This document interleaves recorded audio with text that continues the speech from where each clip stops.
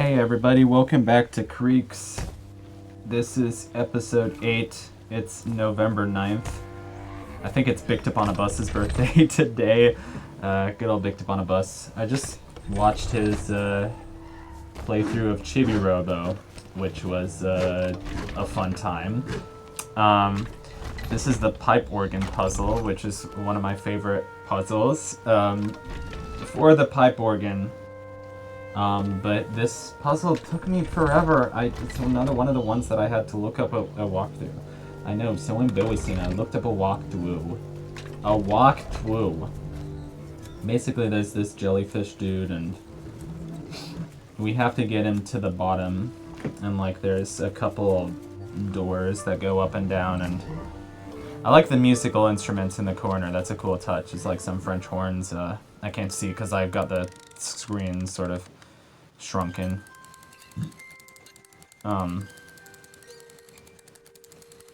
Bye-bye, husband. I'm so sad that you're leaving. She's like shedding a little tear. And meanwhile a bee just like goes by in the front. So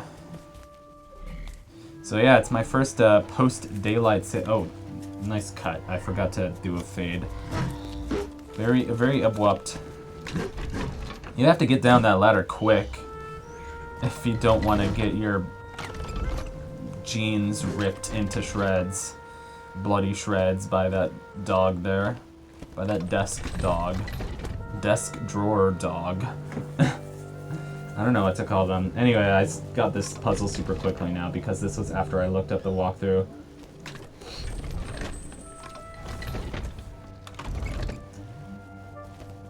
This is a nice music.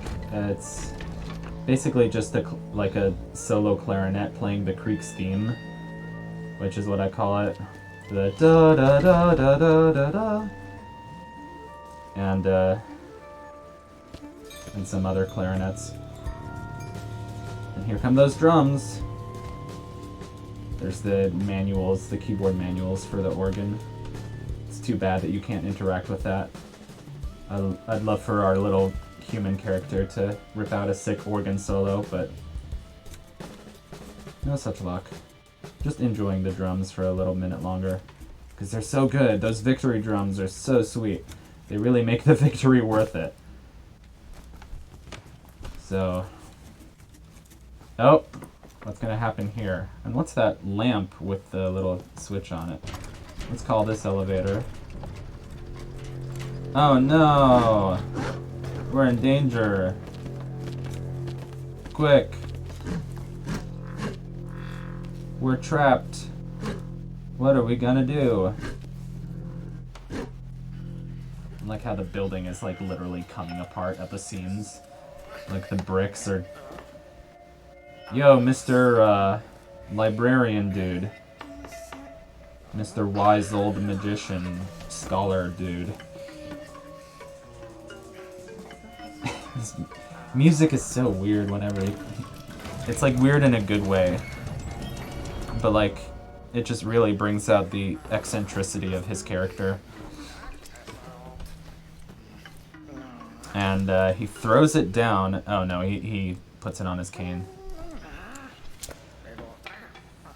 Yeah, thank goodness that we catch it. When I got to that cutscene, I was just like, oh, where'd it go?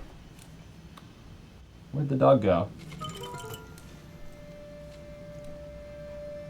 So yeah, now we have basically a remote control for anything with hooray! Yay. For anything with that little green thingy on it. That means it's like a device that can be interacted with remotely. Ta-da! Enjoying this music for another second longer before we have to go on. This one is cool. We have like 2 clock-based puzzles in a row, and this room is always like very magical because like you hear the cuckoo clocks chiming and it's very like echoey, and we're dead. I was like, that's the first thing to do, right? That's the first thing you do is lower that bridge because it's like the first available switch that there is to hit, but it's like you do that and you're trapped. There's no way to avoid getting gotten by that stupid jellyfish. So yeah, small, simple puzzle, but deceptively hard. And the rest of the video is pretty much just this puzzle, so get comfortable, put on your pajamas, and get some popcorn, whatever. So, we have this. We can get Mr. Dog over here onto this switch. And this music is pretty much just chords. There's no real melody in this section. But it's mostly these chords, and it's a very kind of nostalgic kind of thing. This puzzle kind of reminds me of Tim Burton Alice in Wonderland, the Wii game that was my first LP and is still one of my favorite games. Just because I grew up with it, it was awesome. So you do not want to do that until you have Mr. Doggo over there.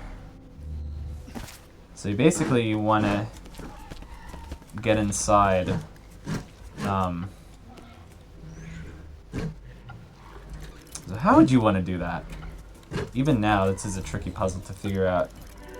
I don't know, Tim Burton Alice in Wonderland had like a lot of like castles and clocks and forests and just generally a very cool vibe. Samarost, Amanita as a company, they always make these games with such cool vibes, and it's like a very European thing. I don't know, I feel like to have a game with like cool forests and castles and stuff.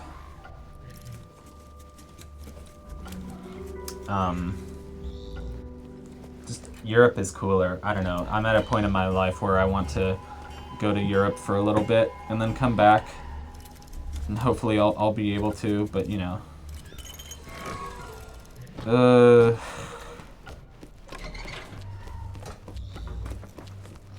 all right, doing the same thing, trying to figure this out.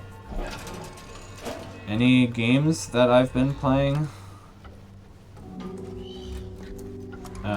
No. Yes. No, I'm kidding. I've been playing Jimmy and the Pulsating Mass still.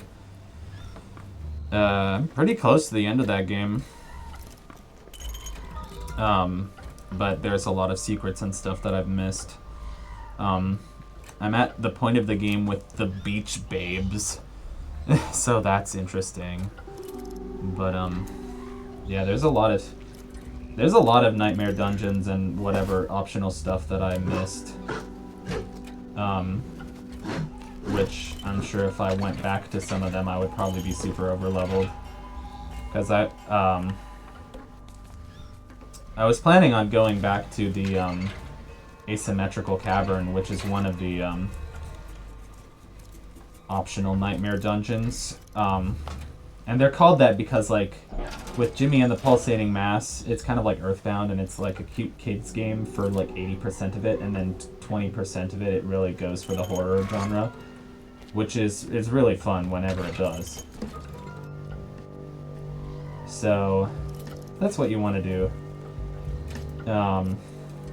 basically. And then if I was fast,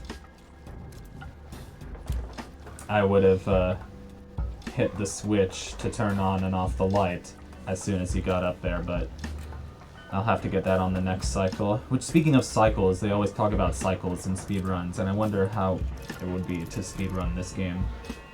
And I'm going to shut up for a little bit because the music is cool. I'll just enjoy these drums for a little bit.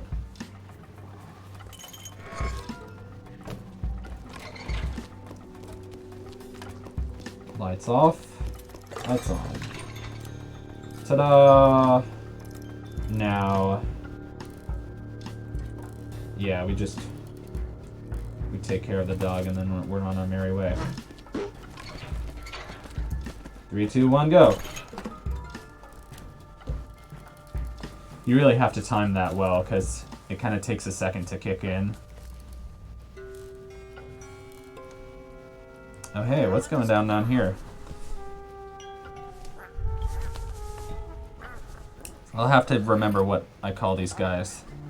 It's the scholar and the hero. And the scientist. Yeah, this is actually a new character. This girl character.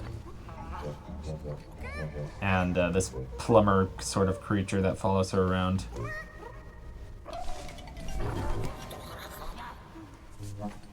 She's like, hey, what are you guys doing?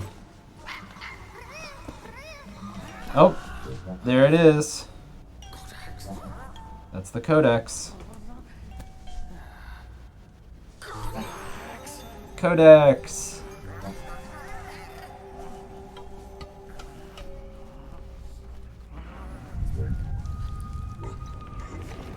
Uh-oh. Watch out, guys. Uh-oh, here's the monster. The monster's like, uh-uh. Oh, shoot. Nope. Nope.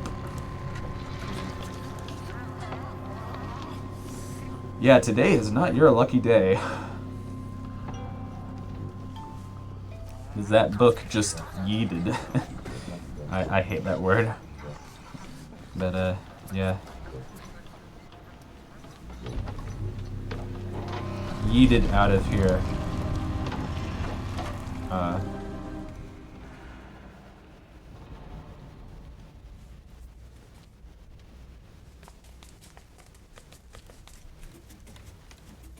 Anyway, that is kind of a stupid expression. Yeeted.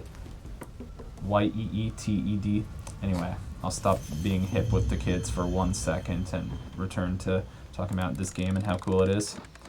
This actually reminds me of a place in Virginia that I've been where they have made an organ, which is not really an organ.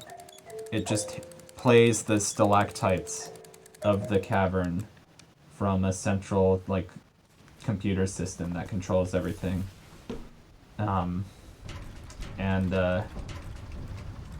All the stalactites are so far away from each other that you can't hear the melody.